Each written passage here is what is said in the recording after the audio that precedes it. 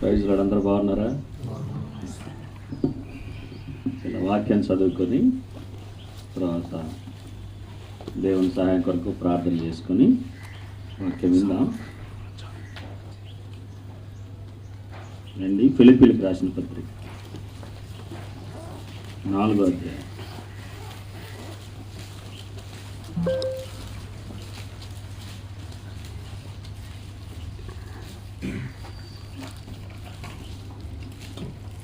పదమూడవ వచనం చదువుకుందాం అందరం కలిసి. అందరూ బైబిల్ తీయటానికి ప్రయత్నం చేయండి. ఒకవేళ ఎవరైనా కొత్తగా వచ్చుంటే మీ దగ్గర ఎవరికాడైనా బైబిల్ లేకపోతే మీరు చక్కగా నా వైపు చూస్తూ దేవుని వాక్యాన్ని వినండి. జాగ్రత్తగా వాక్యం ఆలకించండి. అందరం కలిసి ఫిలిప్పీ 4:13. నన్ను బలపరచు అని అందే నేను సమస్తమును చేయగలను. మరొక మాట రండి. మొదటి సమూయేలు గ్రంథము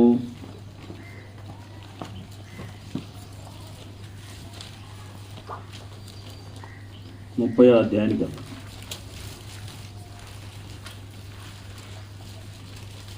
మొదటి సమూయేలు గ్రంథం 30వ అధ్యాయం మొదటి నుండి 6వ వచనం వరకు చదువుతాం. నేను చదువుతాను, మీరు కూడా చదవడానికి సమయం ఇస్తాను. కాబట్టి ఉత్తర ప్రత్యుత్తరాలుగా చదువుకుందాం. మొదటి నేను చదువుతాను, 2 మీరు చదవండి. దావీదును అతని జనులను 3వ దినమందు సిక్లగుకు వచ్చిరి. అంతలో అమాలేకీయులు దండెత్తి దక్షిణ దేశం మీద సిక్లగు మీద పడి కొట్టి దానిని తగలబెట్టి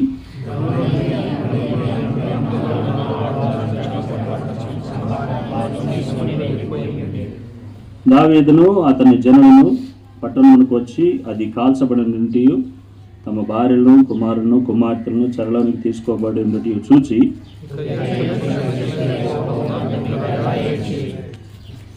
యెజ్రెయేలురాలైన అహీనోయము, కర్మీరాలైన నాబాలు భార్య అయిన అబీగైలు అను దావీదు 2 భార్యలు చెరలోనికి కొనుకోబడగా చూచి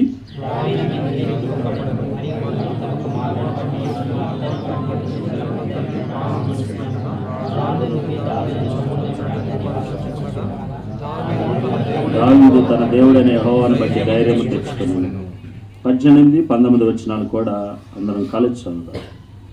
ఇలాగున దావీదు అమాలేకీయులు దోచుకొని పోయిన దాని అంతటినీ తిరిగి తెచ్చుకున్నాడు. మరియు అతడు తన 2 భార్యలను రక్షించాడు. కుమారులేమి కుమార్తెలేమి దోపుడు సొమ్మేమి వారు ఎత్తుకొని పోయిన దాని అంతటిలో కొద్దిదేమి గొప్పదేమి తక్కువ కాకుండా దావీదు సమస్తమును రక్షించెను. చిన్న ప్రార్థన. ప్రేమ కలిగిన ప్రేమ పరలోకపు తండ్రి, మరొకసారి ప్రభు నీ పాసందికి వస్తున్నాం. నాతో మీరు మాట్లాడే దేవుడవు ప్రభువా. మీరు మాట్లాడితే మాకు క్షేమం, మాకు ఆశీర్వాదం. మాకు కీర్తన గ్రంథం 119వ అధ్యాయం 130 వచనం ప్రకారం తెలివి కలుగుతుంది, మాకు జీవము కలుగుతుంది. దయతో జ్ఞాపకం చేసుకో తండ్రి. మత్తయి సువార్త 18:20 వచనాన్ని మా మధ్య నెరవేర్చండి, మాతో ఉండండి. అయోగ్యను ప్రభు నన్ను కూడా జ్ఞాపకం చేసుకోండి. ఇక్కడ కూర్చున్న ప్రతి ఆత్మ, ప్రతి బిడ్డ, చిన్నవారు మొదలుకొని పెద్దవారి వరకు ఏదో ఒక అక్కరలో ఉన్నారు, ఏదో ఒక సమస్యలో ఉన్నారు. వారిని బలపరచడం నాకు చేత కాదు. నీ మాటల చేత మీరు ఆదరించండి. దాని కొరకై నన్ను మీ నోటిపూరగా వాడుకోండి. మీ ఆత్మచేత నడిపించి బలపరిచి మా అందరినీ తృప్తిపరచమని ప్రార్థన చేస్తున్నాం. దయగల తండ్రి, ఆటంకాలు దూరపరచండి. మేమందరం నీ వైపు చూస్తున్నాం, మాకు సహాయము చేయండి. ఆటంకపరిచే దురాత్మశక్తులను దూరపరచండి. బిడ్డలు ఇక్కడ ఉన్నవారు ఎవరు కూడా లేచి వెళ్లకుండా ఓపికతో కూర్చునే కృపను దయచేయండి. నీ మాటలు వినబడుచుండగా వినగలిగే చెవులను, అర్థం చేసుకునే మనసు, అర్థం చేసుకున్న వాక్యాన్ని హృదయంలో పదిలపరుచుకొని అలాగూ జీవించగలిగే కృపను దయచేయమని, అయోగ్యం నన్ను కూడా మీ సిలువ చాటును మరుగు చేస్తారమ్మని. ప్రభువా, నాకు కాదు ప్రభు, నాకు కాదు, యుగ యుగములకు మీకే మహిమ ఘనత ప్రభావాలు కలుగునుగా. కానీ నన్ను నేను ఎత్తుపట్టుకుంటున్నా. ప్రభు సహాయం చేయను. యేసు ప్రభు నామం పేరిట ప్రార్థన చేస్తున్నాము తండ్రి. ఆమేన్.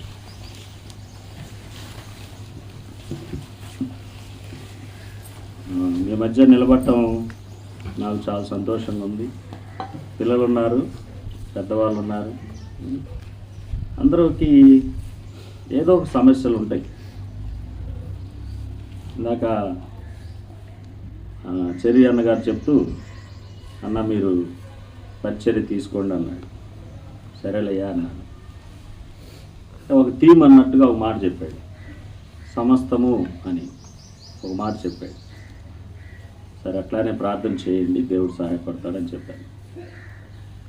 సమస్తం అనే దగ్గర మీకు ఇందాక అన్న మాట్లాడుతూ తన వ్యక్తిగత సాక్ష్యంలో కోల్పోయిన వాటిని పొందుకోవడానికి ఎంతో కష్టపడుతున్నాడు. అందరికీ ఉంటుంది ఈ సమస్య. ఇక్కడ 9వ తరగతి చదివే వాళ్ళ కాడ నుంచి ఎంత చదివిన వాళ్ళైనా, చదువు అయిపోయి జీవితాలు చూసే వాళ్ళైనా అందరికీ సమస్యలు ఉంటాయి. ఎవరికైనా తగ్గ సమస్యలు వాళ్ళకు ఉంటాయి. దేవుని వాక్యం అందరికీ సరిపోదు. ఇది నాకు అని మీరు అనుకోండి. ఇది వాళ్ళకని ఎవరి పక్కన నెట్టొద్దు. మీకే వ్యక్తిగతంగా నువ్వు నేనే ఉన్నాను ఇక్కడ. మరలా ఒక మాట చెప్తాను. వ్యక్తిగతంగా నువ్వు దేవుడే ఉన్నాడు ఇక్కడ, ఎవరు లేదు. పక్కన వాళ్ళు చూడటం మర్చిపో.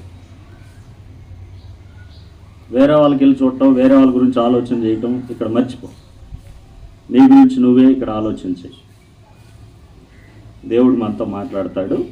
ఆయన మాటలు చక్కగా వినాలి. ఇందాక నేను ఫస్ట్ ఒక మాట చదివించాను. ఫిలిప్పీలకు రాసిన పత్రికలో 4వ అధ్యాయంలో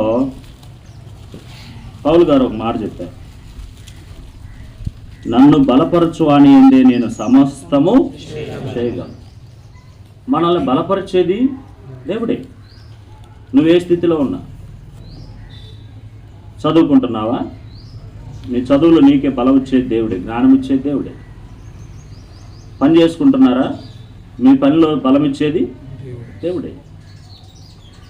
లేదు మీరు ఫ్యామిలీని లీడ్ చేస్తూ ఇల్లు జరక్క ఉంటున్నారా, మీకు బలం ఇచ్చేది కూడా దేవుడే. ప్రతిదీ మనకి బలపరిచేది, మనకు సహాయం చేసేది దేవుడే. ఇందాక బ్రదర్ ఒక మాట చెప్తే ఒక మాట అన్నారు. ఆ మాట ఏంటంటే, ఉద్యోగం వచ్చింది కానీ సంఘానికి కొంచెం దూరంగా దేవుడు సహాయం చేస్తాడు అంతే. ఒకరోజు వస్తుంది, నీకున్న బాధ తొలగిపోతుంది అంతే. అయితే ఒక మాట, నీకున్న బాధ ఏదో కోల్పోయా. దావీదులా కోల్పోయిన వాళ్ళు ఎవరు లేరు ఇక్కడ. నేను దావీదుని చూపిస్తాను. ఇప్పుడు చాలామంది అనుకుంటారు, పిల్లగాళ్ళను కూడా అడిగితే వాడు బడికి పోరా అంటే ఏం ఏడుస్తాడు, కింద పడి ఏడుస్తాడు.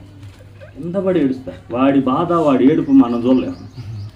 ఎందుకురా అంతగా ఏడుస్తున్నావు అని అంటే, నిజంగా కష్టాలు ఉంది ఎవరికి, వాడి కష్టాలతో పోల్చుకుంటే. బడికి పోయి వాడు అఆలు నేర్చుకోవడానికే వాడు కింద పడి ఏడుస్తాడు. దానికి వాడికి అది వాడి స్థాయికి అది కష్టం. మనం ఏం చేయాలి మరి? వాళ్ళలాగా ఏడిస్తే మనకు పోతాయా? అవును. అందుకనే ఎవరి స్థాయి వారి కష్టాలు ఉంటాయి అనుకుంటారు, కానీ నిజమే. అయితే దావీదుకు వచ్చినన్ని కష్టాలు మనలో ఎవరికి లేవు. మీరేం నేను కష్టాల్లో ఉన్నాను, నేను భలే బాధల్లో ఉన్నాను ఎవరు చెప్పొద్దు. ఇంకా ఆ మాట వింటే దేవుని వైపు చూడండి.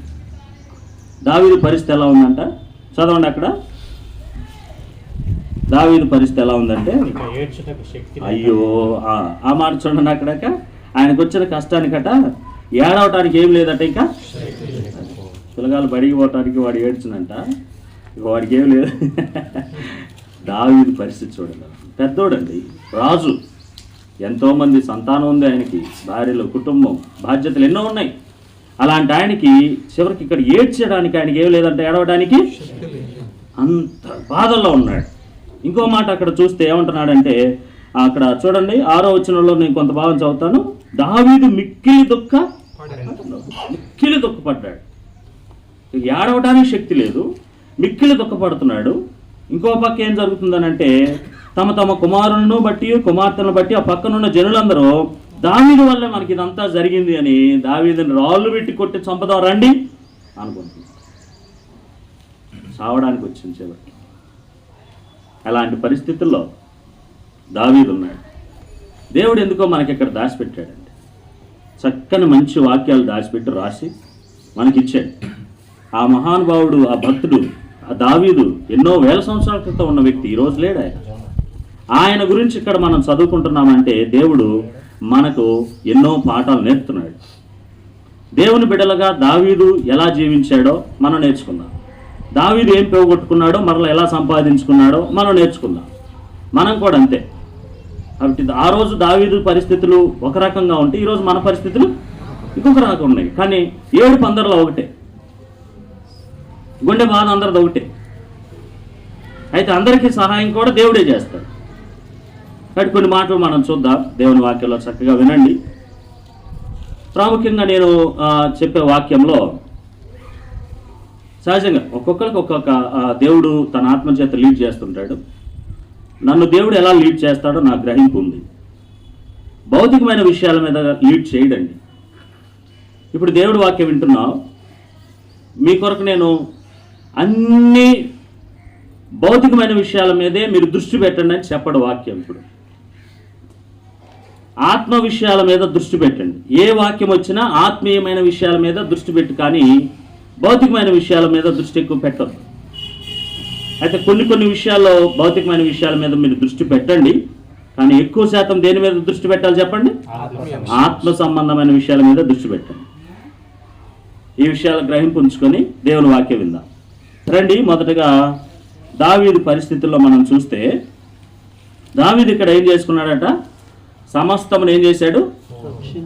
రక్షించుకున్నాడు. అంటానికి ముందు ఏం చేసుకున్నాడు అంటే ముందు ఉన్నాయా లేదా అతనికి? అది దావీదుకి సమస్తం ఉంది, పోగొట్టుకున్నాడు. మరలా సమస్తం సంపాదించుకున్నాడు. అర్థమవుతుందా? అయితే ఇప్పుడు మనం రెండో విషయాన్ని చూద్దాం. దావీదు సమస్తం పోగొట్టుకున్నాడు, తర్వాత సంపాదించుకున్నాడు. పోగొట్టుకోవడానికి కారణాలు ఏంటో మనకు తెలియాలి.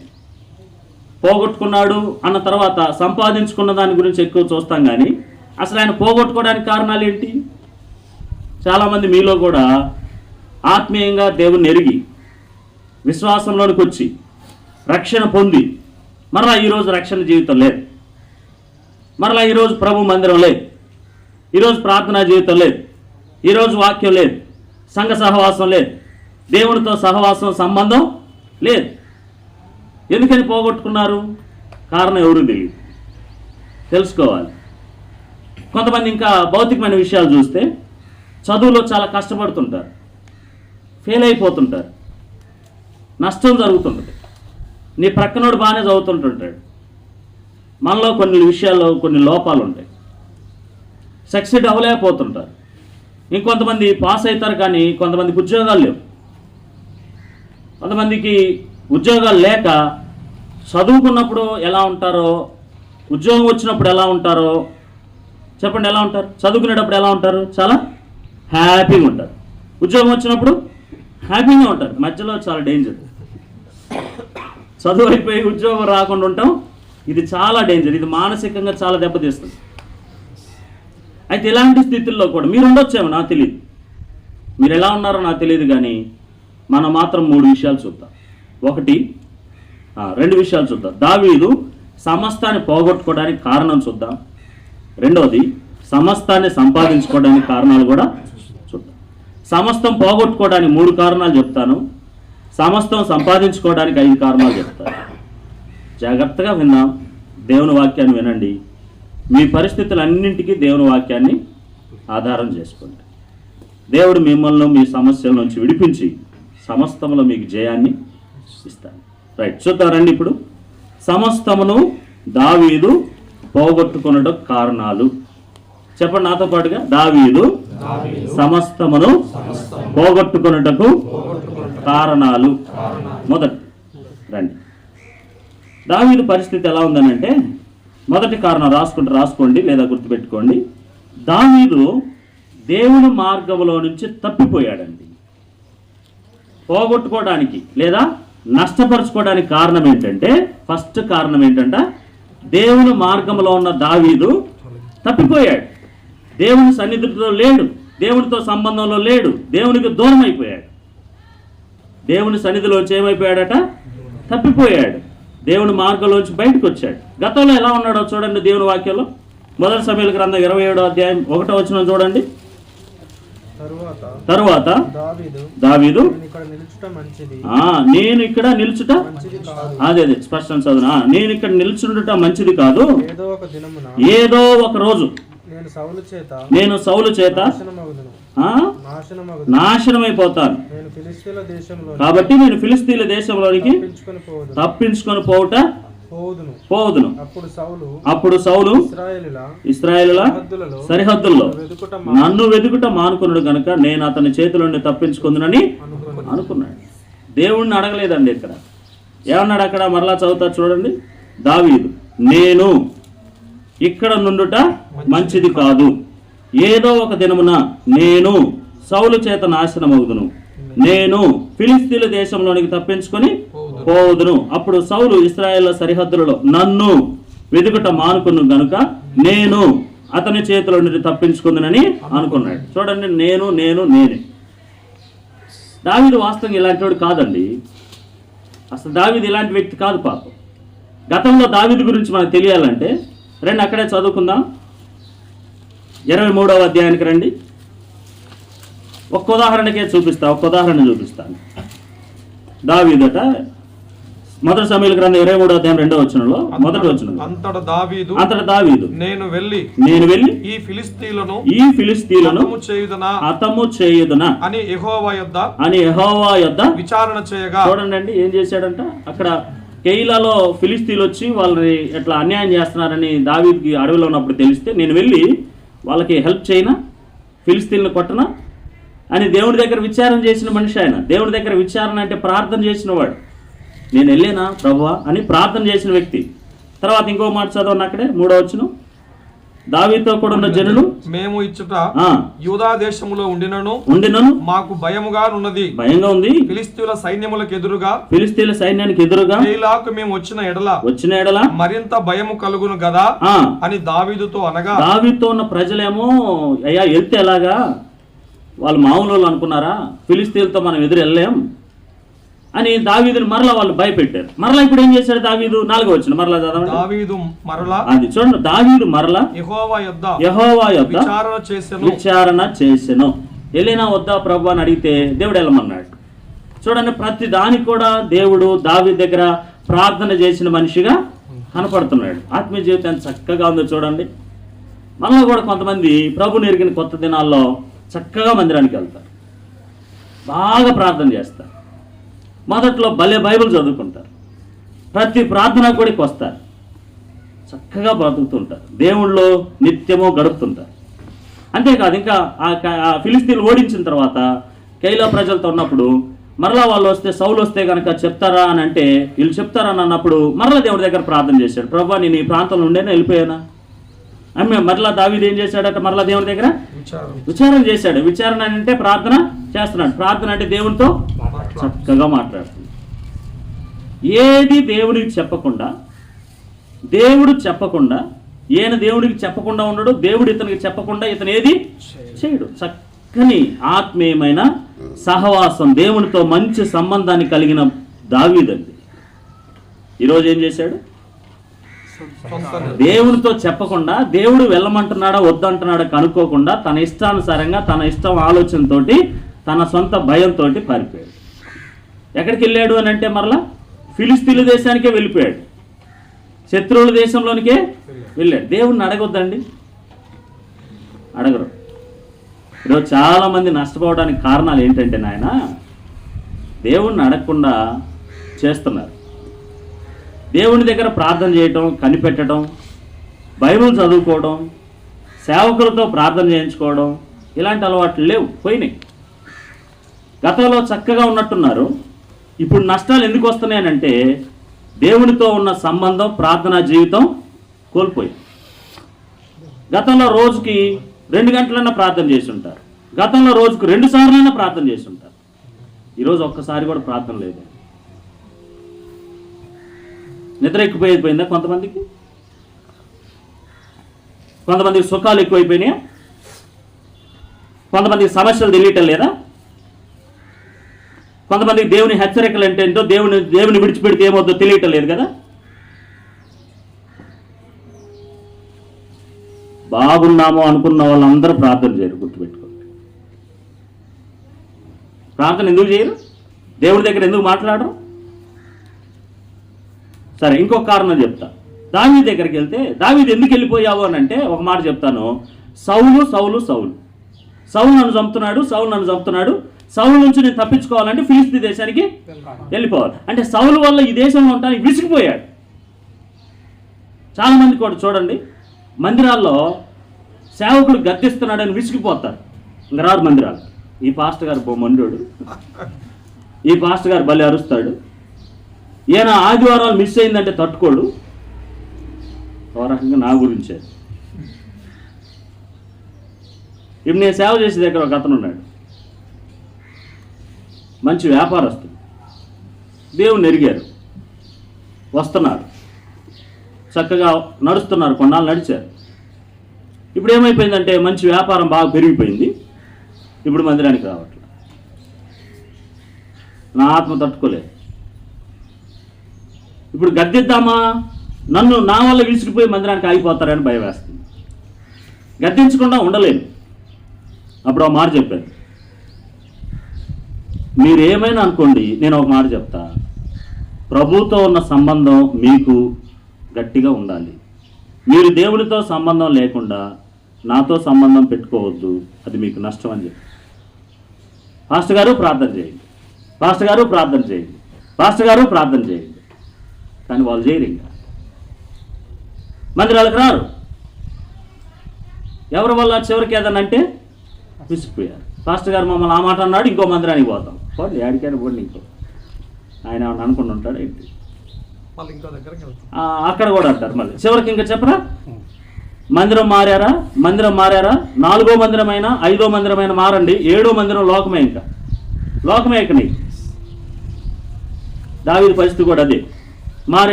పారిపోయాడు, చివరికి ఎక్కడికి వెళ్ళాడన్నా, లోకంలోకి పోయాడు.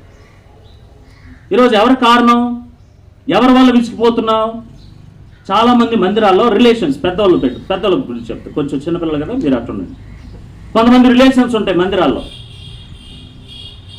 ఫైనాన్షియల్, ఒక 1000 రూపాయలు వస్తా ఉన్నా రేపిస్తారు అంటాం, తీసుకోవటం, రేపు లేడు ఆయన మొహం చూపించలేక మందిరాన్ని మానేస్తారు.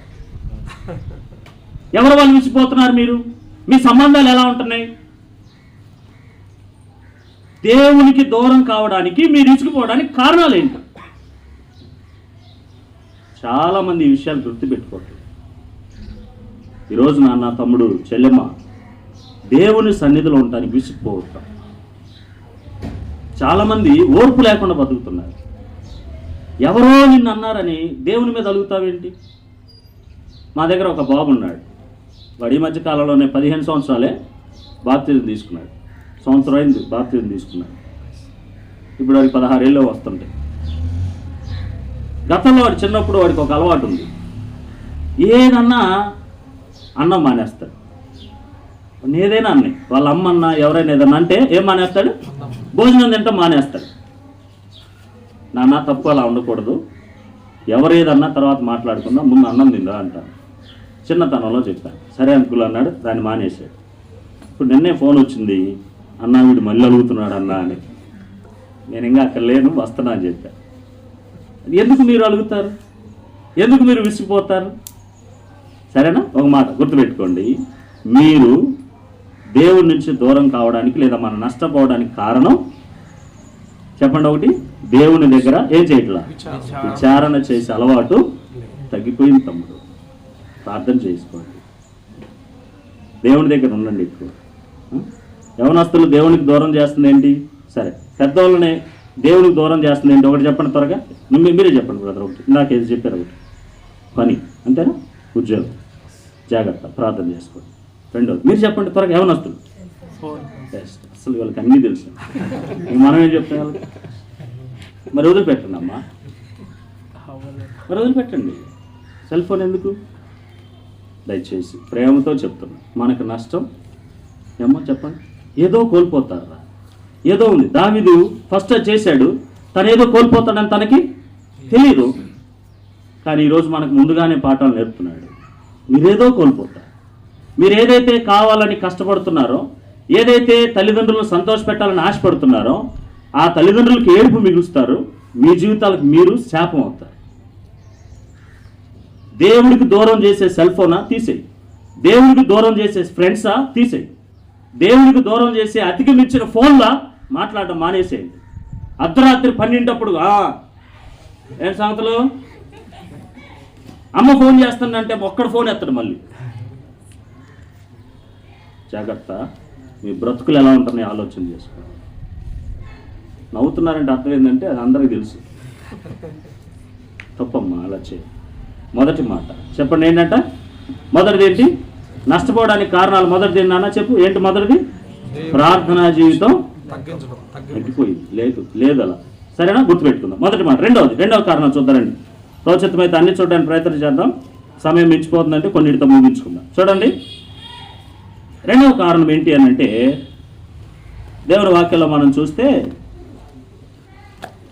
మొదటి సమూయేలు గ్రంథం 29వ అధ్యాయం 1వ వచనం చదవండి. అంతలో ఫిలిష్తీయులు దండెత్తిపోయి ఆపేకులో దిగి ఉండిరి. ఇశ్రాయేలీయులు ఇజ్రాయేలులోని జల దగ్గర దిగి ఉండిరి. ఫిలిష్తీయుల సర్దారులు తమ సైన్యమును 100 మందిగాను 1000 మందిగాను వ్యూహపరిచి వచ్చుచుండగా దావీదును అతని జనులను ఆకీషుతో కలిసి దండు వెనక తట్టున వచ్చుచుండిరి. ఆకీషు ఎవరు అంటే ఫిలిష్తీయుడు. ఇందాక దావీదు ఎవరి దగ్గర నుంచి పారిపోయాడు? ఎవరి దగ్గర నుంచి పారిపోయి ఎవరిలో కలిశాడు? ఇశ్రాయేల్ దగ్గర నుంచి, సౌలు దగ్గర నుంచి పారిపోయి ఫిలిష్తీయులతో కలిశాడు. ఇప్పుడు ఫిలిష్తీయులు మరలా ఇశ్రాయేల్ మీదకి యుద్ధానికి వస్తున్నారు. ఈయన వాళ్ళతో కలిసి వీళ్ళ మీదకి వస్తున్నాడు. ఏమన్నా? దావీదు ఎవరు మనిషి అసలు? ఇశ్రాయేల్ దేవుని. అసలు దావీదుని దేవుడు అభిషేకించింది ఎవరి కొరకు? ఇశ్రాయేల్ ప్రజల మీద, నా ప్రజల మీద పాలనగా ఉండయ్యా, రాజుగా ఉండయ్యా, నా ప్రజల మీద నువ్వు రాజుగా ఉండు అని అంటే, ఏ ప్రజల మీద అయితే దేవుడు అభిషేకించాడు అతన్ని రాజుగా, అదే ప్రజలకి మీద యుద్ధం చేయడానికి శత్రువులతో వస్తున్నాడండి. అంటే దేవుని యొక్క ఉద్దేశాలను మర్చిపోయాడు. దేవుని చిత్తాన్ని ఏం చేశాడు? మర్చిపోయాడు. దేవుని ఇష్టం. ఒకప్పుడు దేవుడే అన్నాడు, దావీదు ఎవరట? నా హృదయానుసారుడు అన్నాడు. ఈరోజు దావీదు దేవుని హృదయానుసారుడుగా లేడు. ఇంకొక వ్యక్తి గురించి మీకు గుర్తు చేస్తాను. బిలాం అనే ఒక అతను ఉన్నాడు. ఎవరట? బిలాం అనే ఒక అతను గుర్తున్నాడా? ఇశ్రాయేల్కి ఎవరు అతను? అసలు ఎవరికి అతను ప్రవక్త? ఇశ్రాయేల్నే శపించడానికి బిలాం దగ్గర ఏం తీసుకున్నాడు? బాలాక్ దగ్గర ఏం తీసుకున్నాడు? చూడండి అండి, నువ్వు నిర్ణయించబడింది దేనికి? నువ్వు ఆ పని చేయాలి. ఆ పని మీదనే ఇతను శత్రువుగా వస్తున్నాడు. చూడండి, మనం కూడా అంతే. మీకు ఏదైతే గోల్ ఉంటుందో ఆ గోల్ను రీచ్ అవ్వటానికి మీరే ఆ గోల్ను చెడగొట్టుకునే పనులు చేస్తారు. మనమే ఆ గోల్ని చెడగొట్టుకునే పనులు చేస్తాం. స్టూడెంట్స్ గురించి ఒక మాట చెప్తాను. ఎవరో కాదు, మా దగ్గర ఒక విశ్వాసే ఉన్నాడు. వాళ్ళమ్మ పేదరాలు, కష్టపడి చదివిస్తుంది. నేను కూడా ఏం చేశానంటే, కాస్త పేదరాలు కాబట్టి, అయ్యా నువ్వు ఎక్కువ చదువులకు వెళ్ళొద్దు, బీటెక్లు అవన్నీ చేయొద్దు, లాంగ్ ప్రాసెస్ అవుతుంది, నువ్వు త్వరగా జీవితంలో సెటిల్ అయిపోవాలి అని అంటే, నాకు ఒక ఆలోచన ప్రకారం ఉంది అని చెప్పి నేను డిప్లొమా చేయిస్తాను. డిప్లొమా పంపించాను, వెళ్ళాడు, పాలిటెక్నిక్లో చేరాడు, అయిపోయింది. లాస్ట్ మూమెంట్కి వచ్చేసరికి ఇక లాస్ట్ సెమిస్టర్ దగ్గరకు వచ్చాడు. ఎగ్జామ్ రాయకుండా డిటైన్ అయిపోయి వచ్చేసాడు. డిటైన్ అయిపోయాడు. ఏం డిటైన్ అయ్యాడు? ఎందుకు? కారణం ఏంటి? డిటైన్ అవ్వడానికి కారణం ఏంటంటే అటెండెన్స్ పోయింది. అటెండెన్స్ పోవడానికి ఏంది కారణం అబ్బాయి అని అంటే, వాళ్ళ అమ్మకి ఏదేదో చెప్పాడు, నాకు ఒంట్లో బాగాలేదు అని చెప్తున్నాడు. అది చివరికి నా దగ్గరికి వచ్చింది. నీకు ఒంట్లో బాగోకపోతే చెప్పావా? చెప్పలే. నువ్వేం చేసావు అని అంటే, చివరికి ఏం చేశాడో తెలుసా? ఫ్రెండ్స్తో కలిసి రాత్రులు తిరగడం, పగలు పండుకోవడం, కాలేజీ మానేయడం. చివరికి కష్టపడి రక్తం గార్చి చదివిస్తున్న తల్లికి ఏడుపు మిగిలిచ్చాడు ఈ అబ్బాయి. ఎవరండి తన డిప్లొమా చదువుకోకుండా, ఆ సెమ్ అయిపోకుండా కారణం ఎవరు చెప్పండి? తనే తన ఎదుగుదలని తానే నరుకున్నాడు. దేవుడు నిన్ను దేనికి నిర్ణయించాడో అది నువ్వు దాన్నే నరికేసుకుంటున్నావు. దేవుడు నాకు ఈ ఆశీర్వాదం ఇచ్చాడు అని అంటారు, ఆ ఆశీర్వాదాన్ని మనమే పోగొట్టుకుంటాం. ఈరోజు దేవుడు దావీదుతో చెప్తున్న మాట మనతో కూడా చెప్తుంది ఏంటంటే, దావీదట ఏ ప్రజల కొరకైతే అభిషేకం చేయబడ్డాడో అదే ప్రజలను చంపడానికి శత్రువులతో కలిసి వస్తున్నాడు. ఎంత దారుణమైన పరిస్థితితో చూడండి. ఒక మాట ఇక్కడ కూడా, ప్రభువా నేను ఇలా వెళ్తున్నానని విచారణ చేయలేదు, ఇప్పుడు మరలా వీళ్ళ మీదకి రావడానికి కూడా విచారణ చేయలేదు. దేన్నైతే దేవుడు నీ కొరకు నేను ఉంచాను అన్నాడో దాన్నే పాడు చేసుకుంటున్నాడు. దేవుడు కూడా మనకిచ్చిన ఒక మాట చెప్తున్నా, మనకి దేవుడు ఇచ్చిన ఆత్మీయ జీవితం, ఆత్మ చాలా ప్రాముఖ్యమైనది.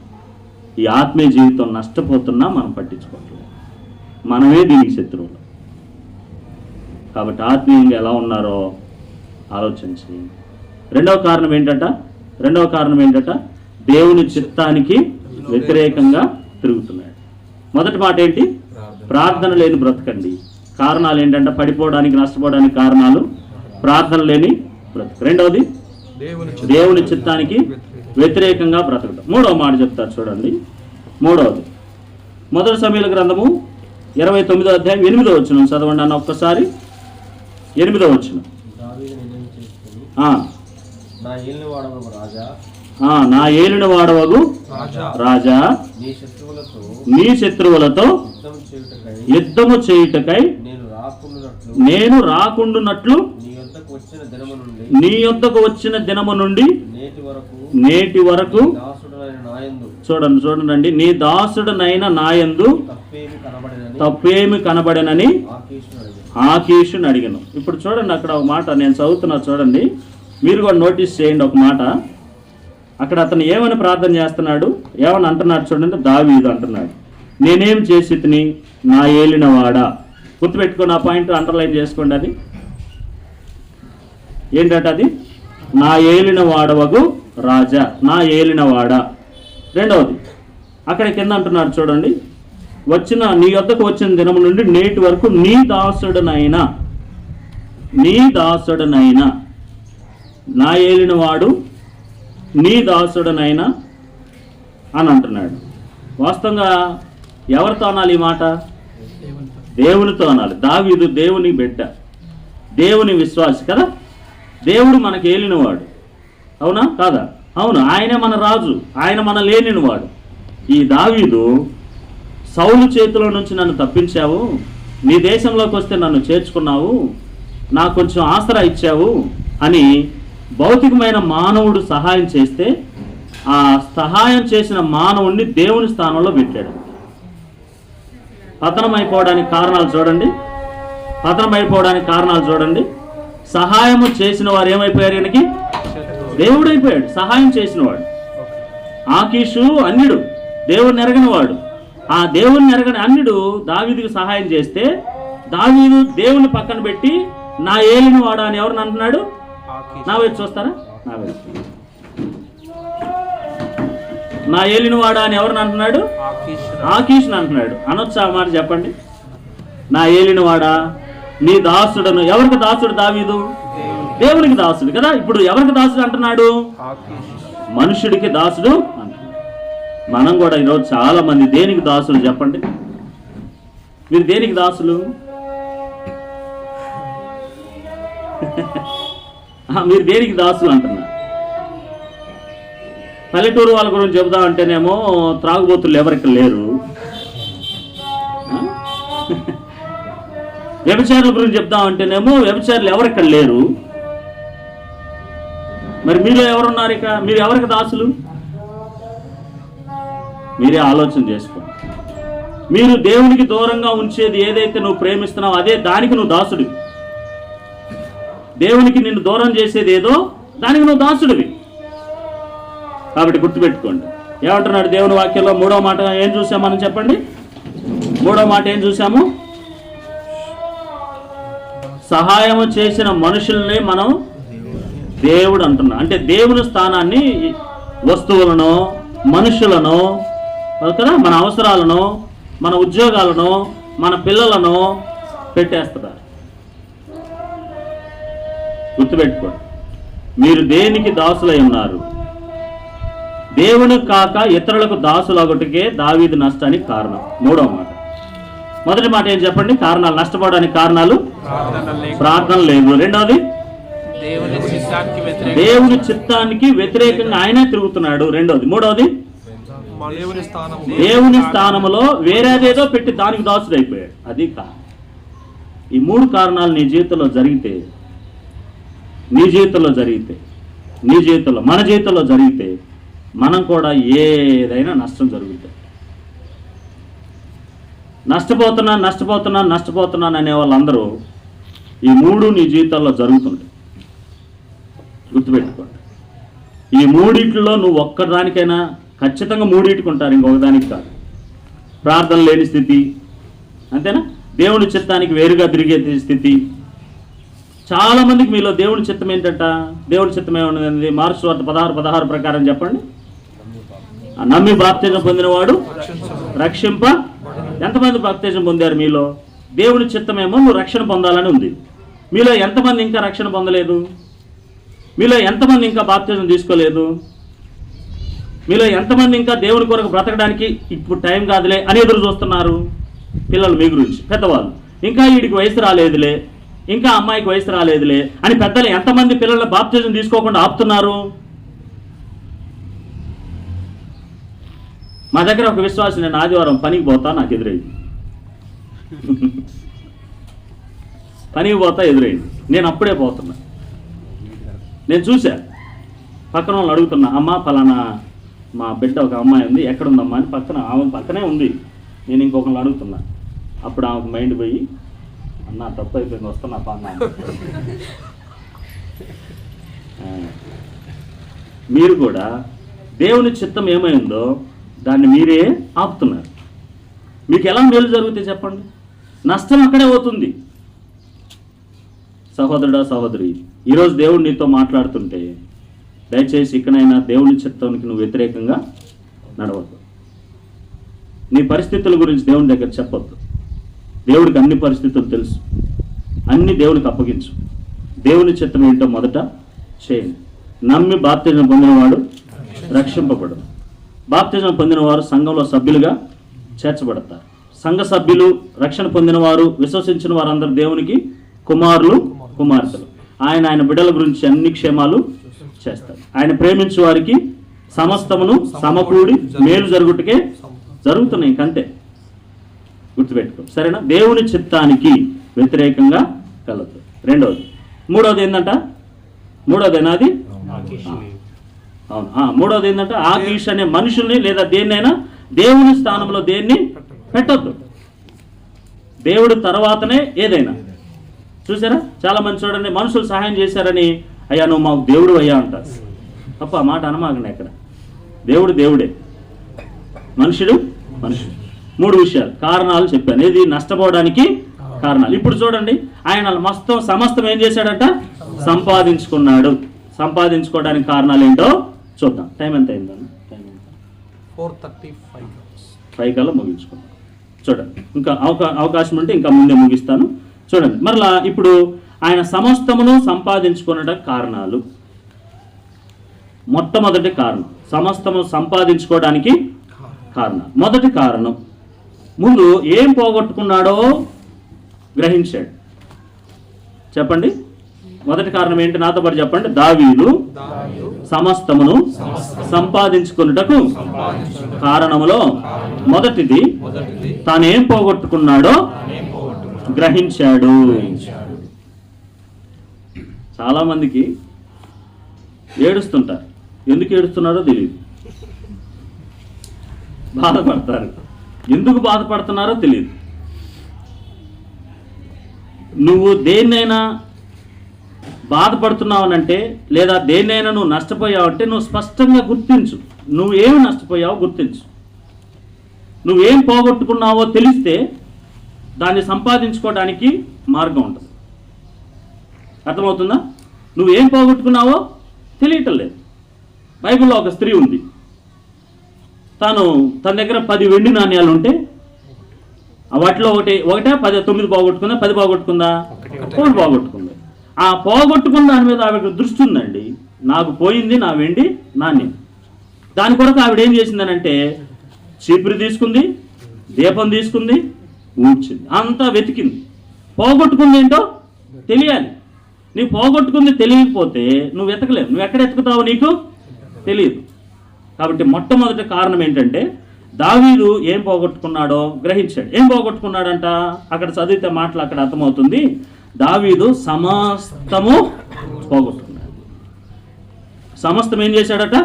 పోగొట్టుకున్నాడు. ఇంకో మాట చూడండి, ఆ రాళ్ళు రువ్వి దావీదుని చంపాలనుకున్నారంటే చివరికి తన ప్రాణం కూడా అయిపోయింది. దావీదు భార్యలు పోయారు, పిల్లలు పోయారు, ఆస్తి పోయింది, పేరు పోయింది, పక్కన నమ్ముకున్నవారు చంపడానికి చూశారు. చివరికి ఆయన ప్రాణం కూడా ఇంక అయిపోతుంది. రాళ్ళు రువ్వి తీసుకుని అందరూ చంపడానికే ఆల్మోస్ట్ ఇక దావీదు గారి ప్రాణం కూడా పోయిందండి. అన్నీ పోయినాయి. ఇక దావీదు జీవితంలో అంటూ ఏమీ లేదు. అంత నష్టపోయాడు దావీదు. గుర్తుపెట్టుకోండి, ఇక్కడ ఒక మాట, మత్తయి సువార్తలో ఒక మాట చదువుకున్నారండి, 16వ అధ్యాయం 26వ వచనం. మనం కూడా ఈనాటి జీవితాల్లో మత్తయి సువార్త 16వ అధ్యాయం 26వ వచనం. ఒక మనుష్యుడు లోకమంతా సంపాదించుకొని తన ప్రాణమును పోగొట్టుకుంటే అతనికి ఏంటి ప్రయోజనం? ఒక మనుష్యుడు చాలండి, తన ప్రాణం పోగొట్టుకుంటే ఇంకేంటి ప్రయోజనం? మనకు లోకమంతా ఉండాలి, ప్రాణం పోయినా పర్వాలేదు. లోకంలో అన్నీ ఉండాలి, ఆత్మీయతలో నష్టపోయినా పర్వాలేదు. ఒక క్రైస్తవుడికి ఇది వ్యతిరేకమైన మాట. పౌలు గారు ఏమన్నారు? నాకేదైతే లాభకరములై ఉన్నాయో వాటన్నిటిని సమస్తమును చదవండి. ఆ మాట ఫిలిప్పీలకు రాసిన పత్రిక, తిమోతికి రాసిన 2వ పత్రిక, ఫిలిప్పీలకు రాసిన పత్రిక చదవండి, 3వ అధ్యాయము 7వ వచనం, 7-8 వచనాలు ఉంటుంది చూడండి. ఫిలిప్పీలకు రాసిన పత్రిక 3వ అధ్యాయం.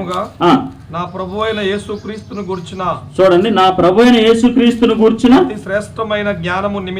అతి శ్రేష్టమైన జ్ఞానము నిమిత్తమై సమస్తమును నష్టముగా ఎంచుకొనుచున్నాను. సమస్తం నష్టంగా ఎంచుకున్నాడు ఆయన.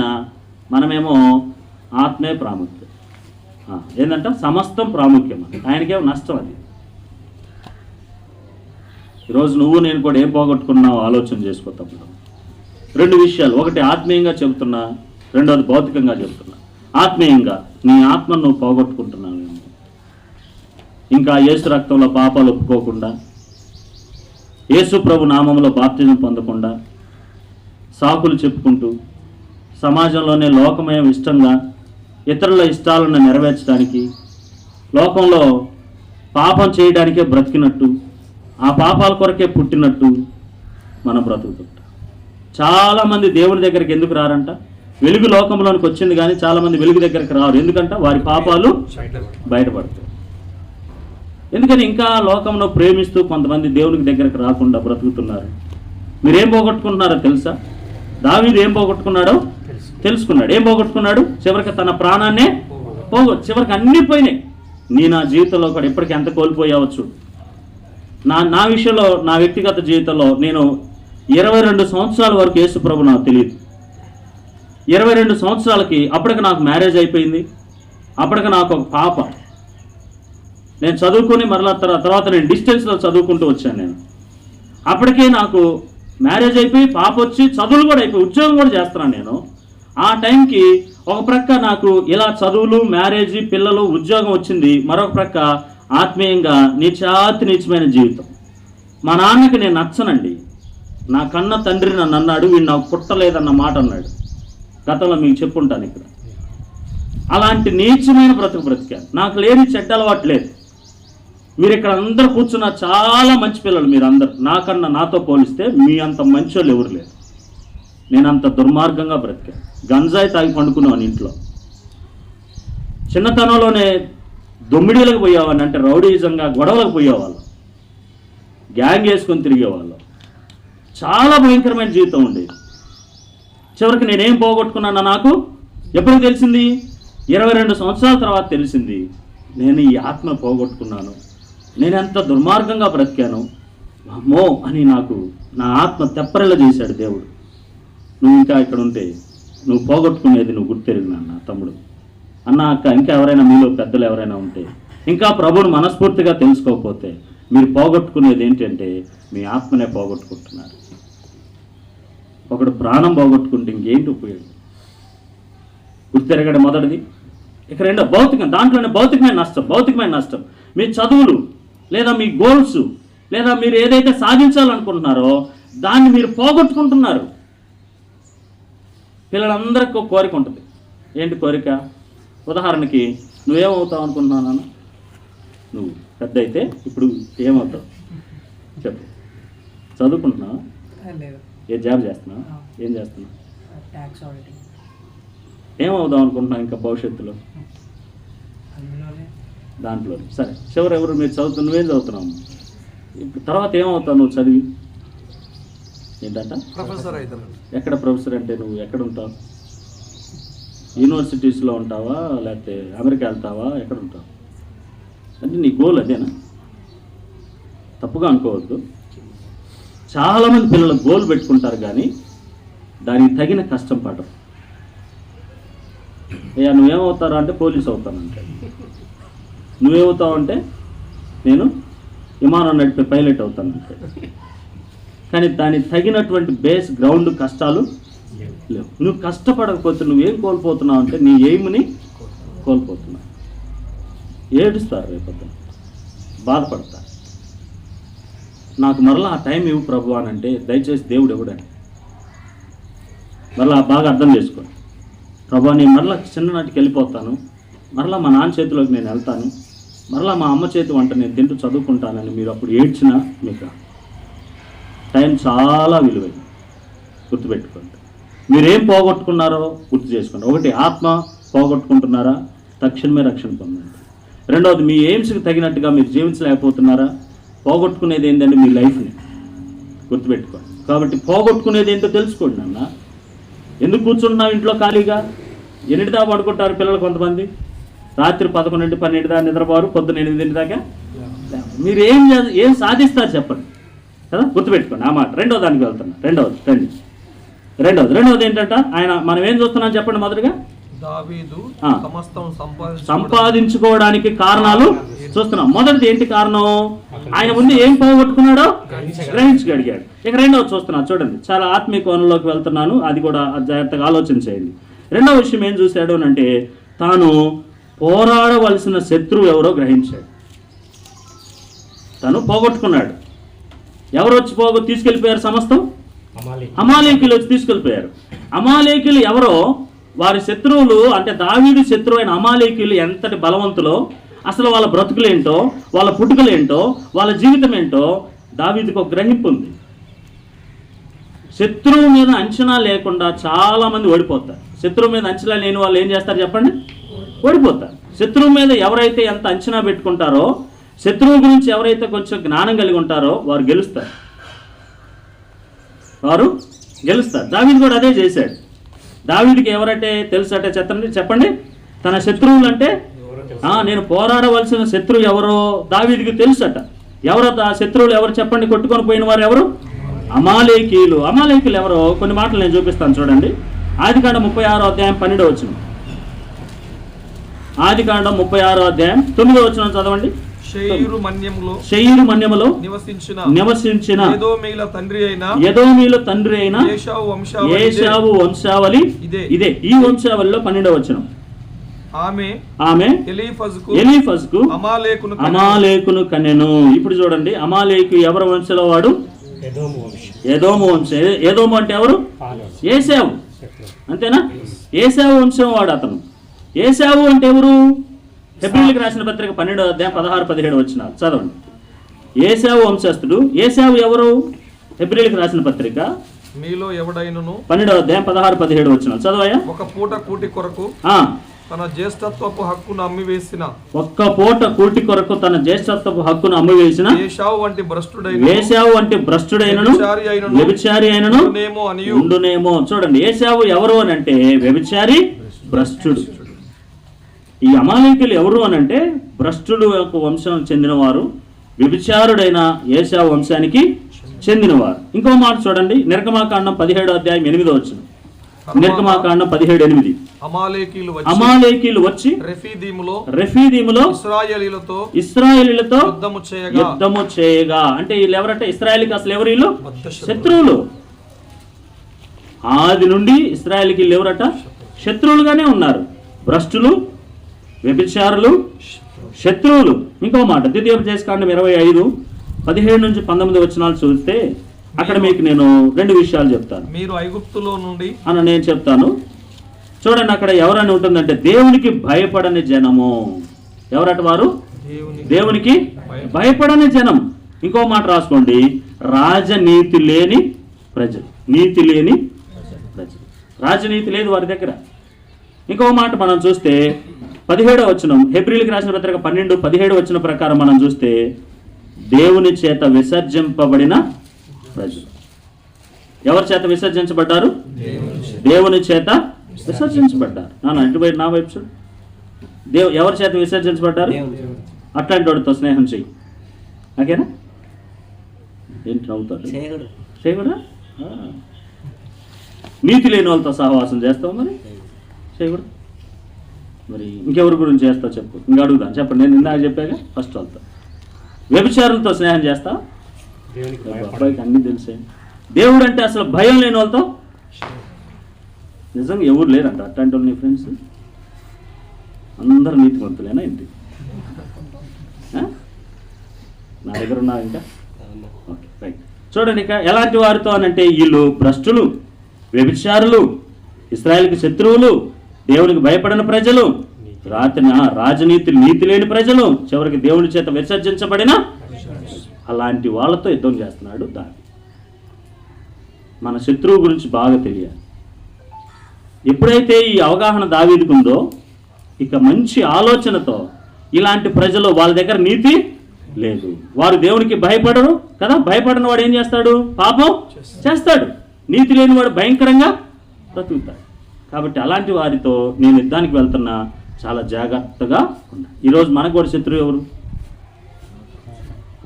చెప్పండి. అక్కడ పేతురు రాసిన పత్రిక, మొదటి పత్రిక 5వ అధ్యాయం 8వ వచనం చదువుతారా? చూడండి చక్కగా. తర్వాత అది మీ శత్రువగు, మీ విరోధియగు అపవాది గర్జించు సింహం వలె ఎవరిని మృంగుదునా అని వెదుకుచూ తిరుగుతున్నాడంటండి. మరి ఇంక వాడు వెదుకుచూ తిరుగుతున్నాడు, నిద్రపోలేదు అడిగి.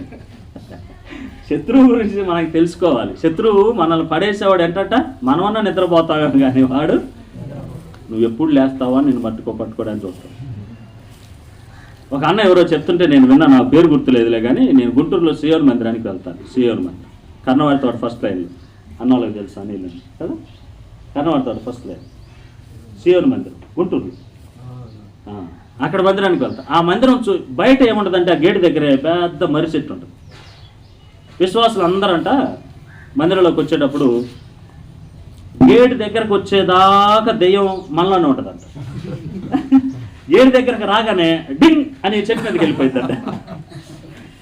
మందిరంలోకి చాలా ప్రశాంతంగా వెళ్తారు. తెల్ల వస్త్రాలు, చక్కని హృదయంతో పాటలు పాడతారు, ఆరాధన చేస్తారు, దేవుని స్తుతిస్తారు, అన్నీ చేస్తుంటారు.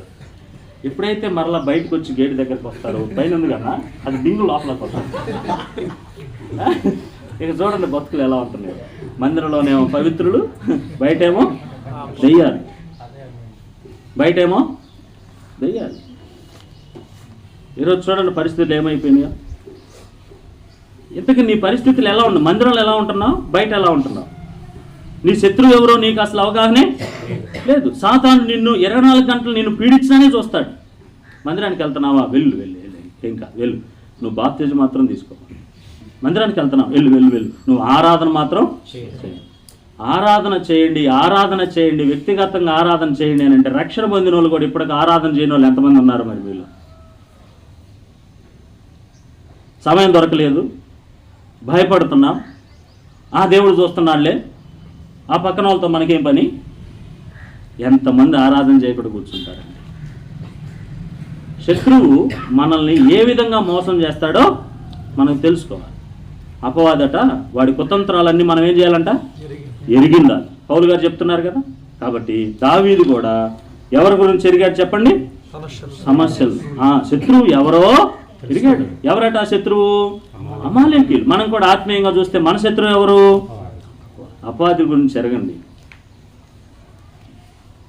ఫస్ట్ మనం ఇక్కడ వర్తమానం చెప్పినట్టున్నాను. ఫస్ట్ రోజు మొదటిసారి ఇక్కడ మీకు యవనస్తులు తీసుకున్నప్పుడు ఇంతమంది లేరు, పెద్దవాళ్ళు అన్నవాళ్ళు ఉన్నారు అనుకుంటా. ఆ రోజు సాతానుకి మంచి అవసరానికి వచ్చేవారు ఎవరంటే యవనస్తులు. యవన దశలో ఉన్న బలాన్ని అపవాది ఉపయోగించుకుంటాడు. చాలామంది నేను దేవుడి కొరకు బ్రతుకుతానని చిన్నప్పటి నుంచి చెప్తూ వస్తారు. పిల్లలను కూడా, తల్లిదండ్రులు కూడా ఏం చెప్తారంటే, మా పిల్లవాడు సేవకుడు అవుతాడు, మా అమ్మాయి సేవకురాలు అవుతుంది, మా అబ్బాయి సేవకుడు అవుతాడు, మా అమ్మాయి సేవకురాలు అవుతుంది అని పెంచుకుంటూ వస్తుంటారు. ఈ లోపల అపవాది వాళ్ళని ఎప్పుడు వాడుకుంటాడో వాళ్ళకి తెలియదు. దేవునికి వాడబడే మునుపు అపవాది వాడుకొని వదిలేస్తున్నాడు అందరిని. నన్ను 22 సంవత్సరాలు వాడుకొని వదిలేశాడు, నా సగం జీవితం పోయింది అక్కడ.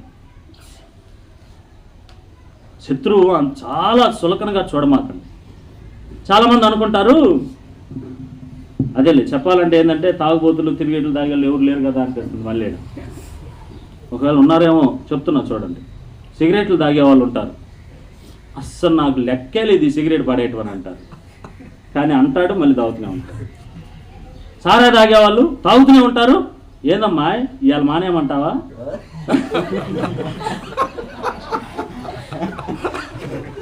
ఏంది నిమిషాల్లో మానేస్తా అంటే ఏంది నవ్వుతాడని?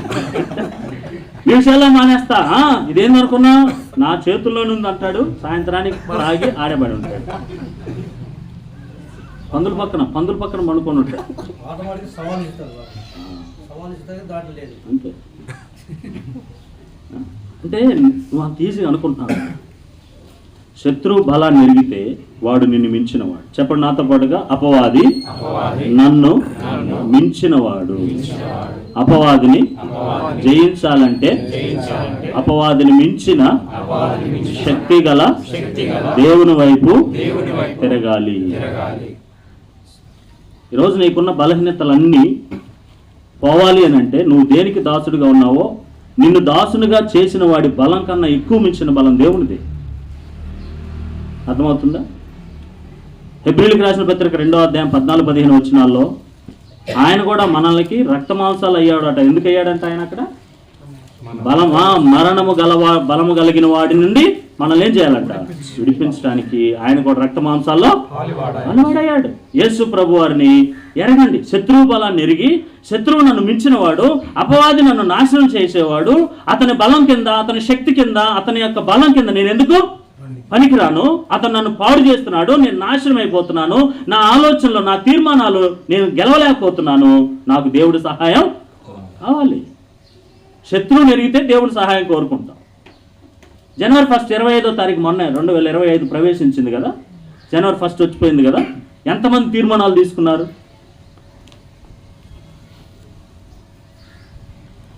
అందరూ తీసుకుని ఉంటారు. అవును, నేను చిన్నగా లేస్తుంది. అందరూ తీసుకుంటారు. అందరూ ఒకసారి ఎత్తండి, మేము తీర్మానం తీసుకున్నాం అన్నవారు. ఇంకా తీసుకోకపోతే కొద్దిగా ప్రార్థన చేయండి. అట్ట మీ తీర్మానాలకు అపవాది వాడికి ముందు తెలుసు నువ్వేం తీర్మానం తీసుకున్నావు. దాన్ని నాశనం చేయటానికి అపవాది చూస్తాడు. కాబట్టి శత్రువు పాడు చేస్తాడు, నీ తీర్మానాన్ని భంగపరుస్తాడు. ఇందాక అన్నగారు చెప్పారు, ఈ సంవత్సరం నేను దేవుని కొరకు పాటలు జాగ్రత్త అన్న, దేవుని మీద ఆధారపడకపోతే పాటలు రాయలేదు. మీ శత్రువు మీ ఆలోచనల్ని పాడు చేస్తాడు, గుర్తుపెట్టుకోండి. సరేనా? మనం జయ జయతో రావడానికి ఏంటంటే రెండవ కారణం ఏంటి? మొదటిది ఏం చెప్పాను, తను శత్రువు ఎవరో పోగొట్టుకున్నది ఏదో గ్రహించాడు. రెండవది ఎవరట? తను పోరాడవలసిన శత్రువు బలాన్ని తెలుసుకోగలిగాడు. ఈరోజు నువ్వు కూడా తెలుసుకో, నువ్వు దేవుని సహాయం తీసుకో. తెలుసుకున్నాం శత్రువు బలం ఎవరిదంట? మనకన్నా తక్కువవాడా ఎక్కువవాడా? ఎక్కువవాడే. మనం పోరాడున్నది ఎఫెసీయులకు రాసిన పత్రికలో ఉంటుందంట, శరీరంతో కాదు చీకటి శక్తులతోనూ అంధకార లోకనాథులతో. భయంకరమైన శత్రువు, గుర్తుపెట్టుకోండి. మనందరం కూడా శత్రువు గురించి అంటే ఒక మాట చెప్పాలనిపిస్తుంది. యెషయా గ్రంథం 14వ అధ్యాయంలో శత్రువు గురించి ఒక మాట రాసింది.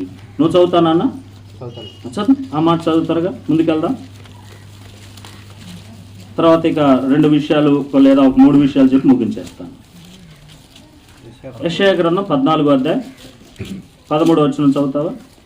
నేను ఆకాశంలోకి ఎక్కిపోదును, నేను ఆకాశానికి ఎక్కిపోదును, దేవుని నక్షత్రములకు పైగా దేవుని నక్షత్రాలకు పైగా నా సింహాసనాన్ని హెచ్చించుకుంటాను, ఉత్తర దిక్కునున్న సభా పర్వతం మీద కూర్చుంటాను, మేఘమండలం మీదకి ఎక్కి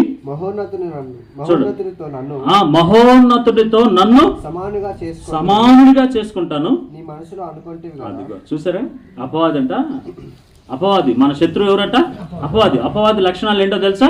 దేవునితో సమానం చేసుకున్నాడు, దేవుని సింహాసనం మీద కూర్చుంటా అనుకున్నాడు, దేవుని చేత అక్కడి నుంచి ఏం చేయబడ్డాడు? త్రోసివేయబడ్డాడు. అపవాది నిన్ను కూడా అదే చేస్తాడు, నిన్ను మించినోడు లేడు అంటాడు. యవనస్తుల కంట దున్నపోతును గుద్దే బలం ఉంటుందంట. యవనస్తులు ఏం ఆలోచిస్తారంటన్నా, పెద్దోడన్నా అయ్యా నా గుద్దులయ్యా ఆల్రెడీ తిరిగింది, ఒకసారి చేయి దెబ్బతిన్నదే, ఒకసారి కాలు ఇరిగింది అని అనుకో. కానీ యవనస్తులు అట్ట అనుకోరు. అవసరమైతే దేని గుద్దుతారంటారట? చెప్పండి గట్టిగా, బలం భయపడాల్సిన అవసరం లేదు. దేని గుద్దుతారు?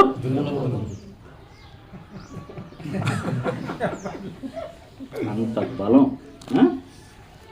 అంటే మీ కాన్ఫిడెన్స్ ఏమని చెప్తున్నాడంటే అపవాది మీకు నేర్పించేది ఏంటంటే నిన్ను మించిన లేడు అంటున్నాడు. మీరు అదే త్రోవలో నడుస్తున్నారు. ఇక నాన్న మీకు పనికిరాదు, తల్లిదండ్రులు మీకు పనికిరారు, ఇక మీకు పెద్దలు పనికిరాదు, సంఘం పనికిరాదు, దేవుడు పనికిరాడు, సేవకుడు పనికిరాడు.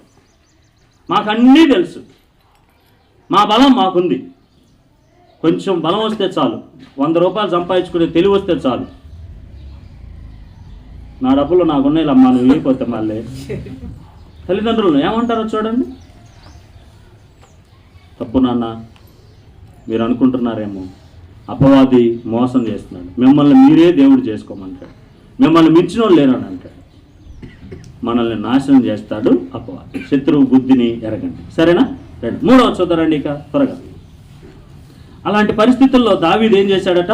సమస్తాన్ని సంపాదించుకోవడానికి ఏం చేశాడు? మొదటిది తను ఏం పోగొట్టుకున్నాడో తెలుసుకున్నాడు. రెండవది తన శత్రువు ఎలాంటి వాడో తెలుసుకున్నాడు. మూడవది తను ఏం చేస్తున్నాడు అని అంటే, ఇక అన్నీ జరిగిపోయిన తర్వాత ఇప్పుడు అక్కడ అంటున్నాడు, వాళ్ళు రాళ్ళు పెట్టి కొట్టి చంపుదాం అనుకున్నప్పుడు దావీదు అన్న మాట ఏంటి చెప్పండి? ఆ మాట చదవండి. దావీదు నాతో పాటు దావీదు తన దేవుడైన యెహోవాను బట్టి ధైర్యము తెచ్చుకున్నాడు.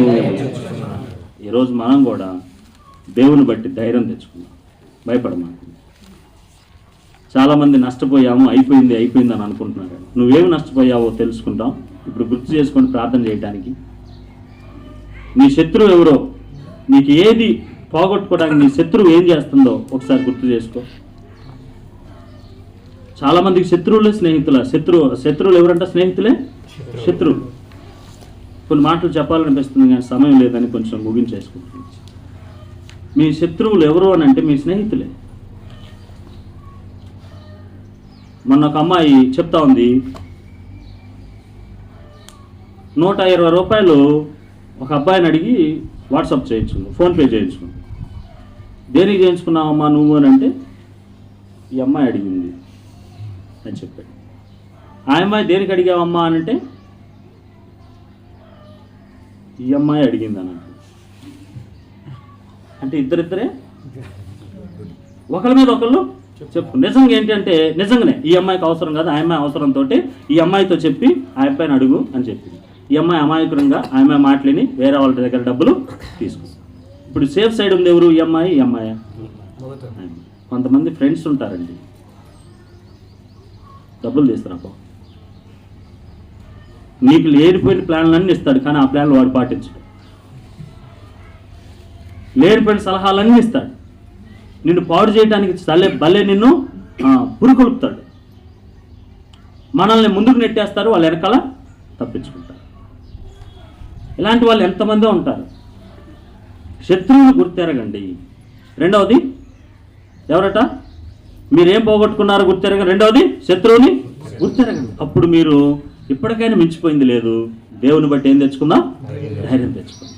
ముగింపు మాటలకు వస్తున్నా, మన దేవుడే మనకి, ఆయనే మనకి సమస్తం ఇస్తాడు. పోగొట్టుకున్న సమస్తాన్ని మరలా తిరిగి మనకి సమకూరుస్తాడు. అందుకని ఫిలిప్పీలో పత్రికలో ఇందాక పౌలు గారు ఒక మాట చెప్పారు, అక్కడ నన్ను బలపరచు అని అంది నేను సమస్తం. దేవుడు మనల్ని బలపరుస్తాడు. ఇప్పటికైనా మించిపోయింది లేదు. ఏం పోగొట్టుకున్నావు? ఏ సబ్జెక్టులు పోయినాయి? ఏ ఉద్యోగం రాలేదు? ఏ విషయంలో నువ్వు ఇంకా దిగజారిపోతున్నావు? ఎక్కడ నీకు కలిసి రావట్లేదు? ఎక్కడ నువ్వు ఏడుస్తున్నావు? ఏ విషయంలో? అనారోగ్య విషయంలోనా, పిల్లల విషయంలోనా, పెళ్ళిళ్ళ విషయంలోనా, లేదా మీకు చదువుల విషయంలోనా, ఉద్యోగాల విషయంలోనా, సబ్జెక్టుల దగ్గర? కొంతమంది స్కూల్స్లో టీచర్స్ దగ్గర ఇబ్బంది పడుతుంటారు. టీచర్స్ కొంతమందిని ఒక రకంగా, ఇంకొకరిని ఇంకొక రకంగా చూస్తారు. పిల్లలు దానికి చాలా సఫర్ అవుతారు. అలాంటి పరిస్థితుల్లో ఏదైనా కానీ, నీ పరిస్థితి ఏదైనా, నీకున్న బాధ ఏదైనా, ఇప్పటికైనా మించిపోయింది ఏమీ లేదు. నువ్వు దేవుని మీద ఆధార. దేవుని బట్టి ఏం తెచ్చుకోవాలి చెప్పండి? ధైర్యం తెచ్చుకో. భయపడొద్దు. పరిస్థితులకి, సిచ్యువేషన్స్కి శత్రువు ఎలాంటి వాడో తెలిసింది. అయితే శత్రువుని మించిన దేవుడు ఉన్నాడు. దేవుని బట్టి ఏం తెచ్చుకోవాలి? ధైర్యం తెచ్చుకోవాలి. పౌలు గారికి ఎన్నో సమస్యలు, పౌలు గారికి ఎన్నో ఇబ్బందులు, ఎన్నో అవమానాలు, ఎన్నో పోరాటాలు, సేవలు ఎదురైనవి. వాటన్నిటిని బట్టి పౌలు గారు ఏం తెచ్చుకున్నాడట? దావీదు కూడా ఏం తెచ్చుకున్నాడు? ధైర్యం తెచ్చుకున్నాడండి. ఒక విశ్వాసుడికి లేదా ఒక విశ్వాసికి, ఒక క్రైస్తవుడికి ఉండాల్సిన ఒక మంచి లక్షణం ఏంటంటే, పరిస్థితుల్లో పరిస్థితుల వైపు చూసి భయపడి కృంగిపోడు, కానీ పరిస్థితులను చూసి దేవుని దగ్గర నుంచి ధైర్యాన్ని తెచ్చుకుంటాడు. నీ జీవితంలో కూడా తెచ్చుకో. చాలామంది అనారోగ్య పరిస్థితులు కొంతమంది ఉంటారు. ఇక నా పని అయిపోయింది, నా జీవితం అయిపోయింది, నేను ఎందుకు పనికిరాను అనుకుంటారు. కొంతమంది 60 సంవత్సరాలు వచ్చిన వాళ్ళు, ఇక నా పని అయిపోయింది, నాకు పిల్లలు పట్టించుకోరు, ఆస్తి అంతా ఇచ్చాను, ఇక నా జీవితం ఎందుకు పనికిరాదని మీరు అనుకుంటుంటారు. చిన్నపిల్లలు ఎవరైనా చదువుకున్న వాళ్ళు కూడా, నాకు చదువు రాదు, 4 సబ్జెక్టులు పోయినాయి, ఈ సెమ్ అంతా ఫెయిల్ అయిపోయాను, ఇక నేను పాడైపోయాను కొంతమంది అనుకుంటారు. కొంతమంది కొన్నిటికి బానిసలు అయిపోతారు. త్రాగులకి, సిగరెట్లకి, సారాయికి, గంజాయికి, లోకానికి, రౌడీలకి, ఇదంతా బానిసలు అయిపోయి ఉంటారు. మీరు గుర్తిరిగితే సహోదరుడా, సహోదరి, బలపరచడానికి దేవుడు ఉన్నాడు. గుర్తు చేసుకో. నాతో పాటు చెప్పండి. నా బలహీనతల్లో నన్ను బలపరచువాడు నా దేవుడైన యేసుక్రీస్తు ప్రభువే. ఈ మాట నువ్వు గుర్తు చేసుకుంటే నువ్వు బలంగా ఉంటావు. నువ్వు సాధిస్తావు. ఎవరు వస్తుందా? ఏదైనా చేస్తావు. ప్రాక్టికల్గా జీవితాలు సాక్ష్యాలు వినే కన్నా దేవుని మాటలు వినండి. దేవుని మాటలు నీ హృదయంలో పెట్టుకో. ఏమి నష్టపోయావో గుర్తెరుగు. అర్థమవుతుందా? నీ శత్రువు ఎవరో గుర్తెరుగు. దేవుని బట్టి ధైర్యం తెచ్చుకో. దేవుని బట్టి ధైర్యం తెచ్చుకోండి. కొన్ని మాటలు చూడండి. కీర్తన గ్రంథం 81:1 చదవండి త్వరగా. ఒక 2-3 వచనాలు చూపిస్తాను. కీర్తన గ్రంథం 81:1 మనకు బలమై ఉన్న దేవుడు చాలు. రెండవది కీర్తన గ్రంథం 89:26. 89:26. నా తండ్రివి, నా దేవుడవు, నా రక్షణ దుర్గము అని అతడు నాకు మొరపెట్టును. కావున నేను అతని నా జ్యేష్ఠ కుమారునిగా చేయుదును. 21 వచనం అన్న. 89:26. 21 చదవండి. నా చేయి అతనికి తోడైండును, నా బాహుబలము అతన్ని బలపరచు. దేవుడు బాహుబలం చేత మనల్ని ఏం చేస్తాడట? బలపరుస్తాడు. దేవుడికి అసాధ్యమైనది ఏది లేదు. ఇందాక మీరు చదువుకున్న వాక్యం అట, నువ్వు నమ్మితే, నువ్వు నమ్మిన వాడికి సమస్తం సాధ్యమే కదా. కాబట్టి దేవుని బట్టి మనం ఏం తెచ్చుకుందాము? ధైర్యం తెచ్చుకుందాం. ఇప్పుడు చూడండి దావీదులో లక్షణాలు. మొదటిది ఏంటట? ఏం పోగొట్టుకున్నాడో తెలుసుకున్నాడు. రెండవది శత్రువు యొక్క బలాన్ని తెలుసుకున్నాడు. అంతేనా? తర్వాత మూడవది దేవుని బట్టి ఏం తెచ్చుకున్నాడు? ధైర్యం తెచ్చుకున్నాడు. ఆ దేవునికి ప్రార్థన చేశాడు. ఆ దేవునికి ఏం చేశాడు? ఇదంతా జరిగిన తర్వాత పక్కన వాళ్ళు కొడతానికి వస్తుంటే రాళ్ళు తీసుకొని కుట్టి చంపడానికి వస్తా ఉంటుంటే అప్పుడు ఏమంటున్నాడు? దేవుని బట్టి ధైర్యం తెచ్చుకొని ఇటు తిరిగి అంటున్నాడు, ఏ4 తీసుకురాపో, ప్రార్థన చేయాలంటున్నాడు. సమస్యలన్నీ ఉన్నాయి, కానీ ఇప్పుడు నేనేం చేయాలా? అది ఇప్పుడు మీ అందరి దగ్గర సమస్యలు ఉన్నాయి. వీటన్నిటి బట్టి ఇప్పుడు నువ్వు చేయాల్సింది ఏంటి? దేవుని బట్టి ధైర్యం తెచ్చుకొని ప్రార్థన చేయి. ఇప్పుడు ఈరోజు నువ్వు మొదలు పెట్టాల్సింది ఏంటి? మరలా ఏదైతే దావీదు మొదట్లో ఎంత ఆత్మీయంగా బ్రతికాడో, మధ్యలో పోగొట్టుకున్నాడో, ఇప్పుడు మరలా అదే ఆత్మీయతలోనికి వచ్చాడు. కాబట్టి మీరు కూడా ప్రార్థన మరలా ప్రారంభించండి. ప్రార్థన చేయటానికి సిగ్గుపడొద్దు, ప్రార్థన చేయటానికి భయపడొద్దు, ప్రార్థన చేయటానికి విసుగుపోవద్దు. సులభతరంగా ఒక మాట చెప్తా. దేవుడు నాకు ఇష్టం అన్న వాళ్ళ చేతులు ఎత్తండి. నాకు ఇష్టం, మొత్తానికి దేవుడు అయితే నాకు ఇష్టం. దేవుడు ఇష్టం అన్న వాళ్ళ చేతులు ఎత్తండి. అందరు ఎత్తారా? మీకు ఇష్టమైన వారితో ఎట్లా మాట్లాడతారు చెప్పండి గట్టిగా. నిరభ్యంతరంగా దేవుడితో మాట్లాడడం అంటే ప్రార్థన చేయడానికి ఎందుకు మీకు ఇంకా ఇసుకొస్తుంది? దేవుడిని మీరు ఇష్టపడుతుంటే, దేవుడిని మీరు ప్రేమిస్తుంటే, నీ సమస్యలన్నీ ఆయనతో చెప్పుకోవడానికి ఎందుకు కష్టపడుతున్నావు? ప్రభువా, నాకు పలానా సబ్జెక్ట్ ఇబ్బందిగా ఉంది, ప్రభువా నాకు పలానా స్నేహితులతో బాధగా ఉంది, ప్రభువా నేను పలానా చోటకి వెళ్తూ నేను నష్టపోతున్నాను, నేను పలానా దానికి బానిస అయిపోయాను, ప్రభువా నా పరిస్థితి ఇలా ఉంది, తండ్రి నేను నీ మాటను వింటున్నాను కానీ నేను అలా నడుచుకోలేకపోతున్నాను. ఇవన్నీ దేవునితో చెప్పుకోవడానికి ఏంటి నీకు సమస్య? చక్కగా నువ్వు ప్రేమించిన దేవుడితో మాట్లాడు కూర్చొని. ప్రార్థన అని అంటే అదొక మంత్రం కాదు. గట్టిగా చెప్పండి, ప్రార్థన అంటే ఏం కాదంట? కాదు. కాబట్టి చక్కగా మాట్లాడటమే కదా, నీకున్న పరిస్థితిని దేవుని దగ్గర చెప్పుకోవటమే కదా, నీ బాధలు దేవునితో పంచుకోవటమే. నీ బాధలు పంచుకో, నీ అవసరాలు పంచుకో, నీ కోరికలు పంచుకో, నీ సమస్యలు పంచుకో, దేవుని దగ్గర మాట్లాడు. ఈ రోజు నుంచి మాట్లాడటం సంతోషంగా ఉండండి మాట్లాడడానికి. చెప్పండి, ప్రార్థన అంటే కొంతమంది ఏం చేస్తారు, మా పిల్లలు ఉన్నారు చిన్నప్పుడు, ప్రార్థన అనకముందు ఎలా ఉంటారంటే ఏదో పని చేస్తూ ఉంటుంటారు. అక్కడ ఆడుకుంటాం, ఇక్కడ ఆడుకోవటం, అది చూడటం, ఇది చూడటం, లేదా ఫోన్ పట్టుకోవటం, ఏదో ఒకటి చేస్తాం, లేదా అన్నం తింటాం, అది చేస్తాం. పండుకోరా అంటే లేదు, కాసేపు అని అంటుంటారా. ఎప్పుడైతే నేను ప్రార్థన అన్నానో గబుక్కుని వస్తారు, కూర్చుంటారు. నేను వాక్యం చదవటం అయిపోయే లోపల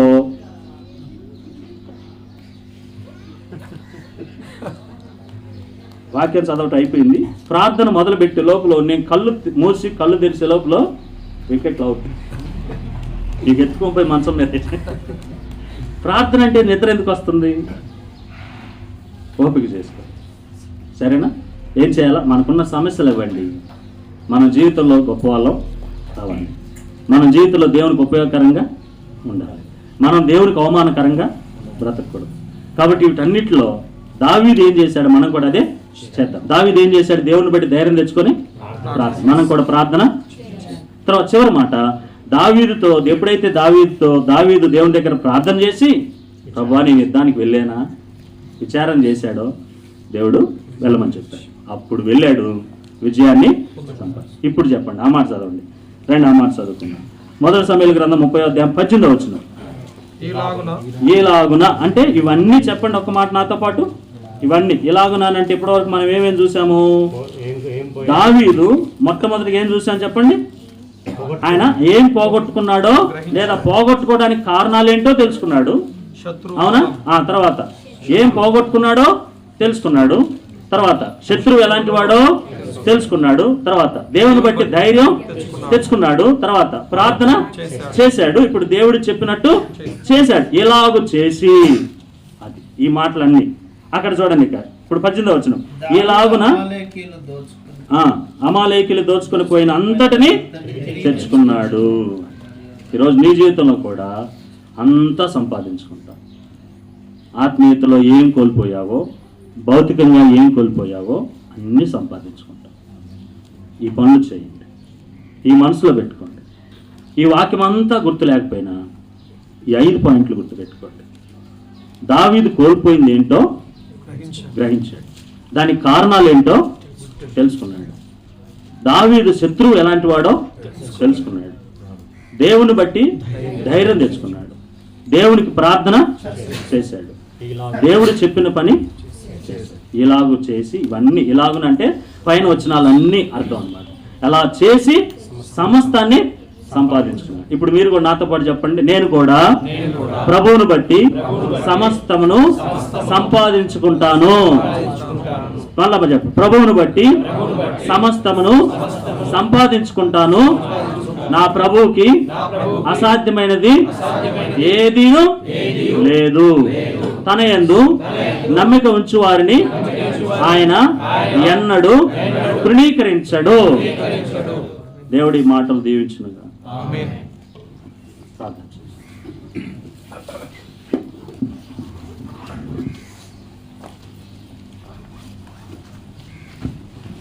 మన మధ్య ఉన్నటువంటి నాగార్జున గారు వచ్చి ప్రార్థన చేస్తారు. ఆశీర్వాదం వాక్యం కొరకు ప్రార్థన.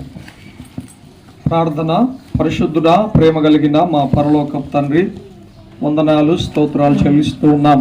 అద్భుత రీతిగా దేవా మీ దాసుని మా మధ్యకి నడిపించి ఈ రీతిగా నాయన ఎంతో జీవము కలిగిన బలమైనటువంటి నీ మాటల ద్వారా దేవా మమ్మల్ని ఎంతో బలపరిచారు, పురికొల్పారు. అందుకొరకై వందనాలు స్తోత్రాలు చెల్లిస్తూ ఉన్నాం. దయగల మా తండ్రి, కృపగలిగిన మా దేవా నీకు స్తోత్రాలు చెల్లిస్తూ ఉన్నాం. అయ్యా, దావీదు మరి సమస్తాన్ని ఎందుకు కోల్పోయాడో, తిరిగి సమస్తాన్ని సంపాదించుకోవడానికి గల కారణాలేంటో దేవా మరి అర్థం చేసుకోగలిగిన వాడుగా నన్ను గుర్తు చేస్తూ వచ్చారు. మరి సంపాదించుకోవడానికి కారణాన్ని గ్రహించాడని, శత్రువు ఎంతటి బలవంతుడో గ్రహించాడు. దేవా, మిమ్మల్ని బట్టే ధైర్యం తెచ్చుకున్నాడు ప్రభువా.